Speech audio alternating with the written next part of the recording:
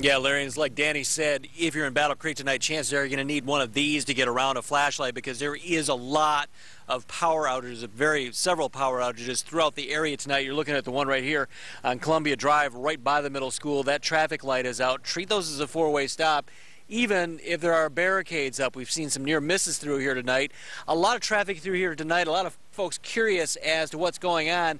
And again, police telling folks, if you don't have to go out, stay home tonight. Again, over here is the middle school. You can't see much. The lights are out there on emergency power. You might be able to make out some of the trees that are down and obviously those power lines that are down.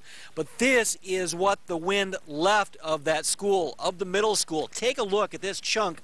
All these little chunks of insulation, those came off the roof of the middle school. We were told by one school employee that it did a lot of damage to the roof of that school.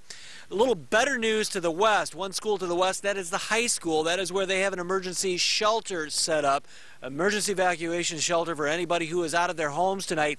We want to show you some of the video of the school here, the middle school. We want to go to some of those pictures as well. Take a look at the trees down, the trees uprooted, the damage again to that roof, all the power lines down, and it took crews a while to just get through all that mess to make sure the school was all right, find out what parts were all right, and again that roof, find out how much damage was done there. We expect by sunlight they will be up assessing that damage again. But again, that emergency shelter just on the other side at the high school is open to the public. The Red Cross opening that up tonight. Anybody who doesn't have a roof over their head, and there are a lot of people down here in that case tonight, can go there. We also called a lot of the hotels around the area. Of course, keeping in mind this is a holiday weekend, hotels are going to be busy anyway, but we could not find a room anywhere in this area. You have to go all the way east to Marshall to find a place to stay if you're looking for a hotel.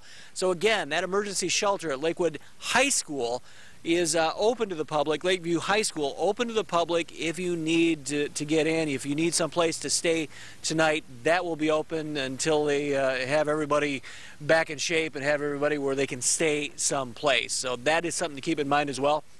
And again, back here live, you're looking at Columbia Avenue, and the traffic has died down a little bit. But again, a lot of traffic lights out. Treat them as four-way stops. If you're out walking around, this is a dangerous thing that Danny, I think, mentioned as well. Power lines down, a lot of power lines down. Most of them are not energized anymore. However, there could be some cases where they are still have the electricity running through them. We've seen the Battle Creek Fire Department around just down the block here not too long ago, babysitting those power lines, making sure nobody gets near them. Well, they can't be everywhere tonight. You want to make sure if you're out walking around, not do it anyway in a damaged area, but if you do have to go out and walk around, make sure you're extremely careful because of all the debris, all those down power lines. Live in Battle Creek, Joe LaFergie, 24 Hour News 8.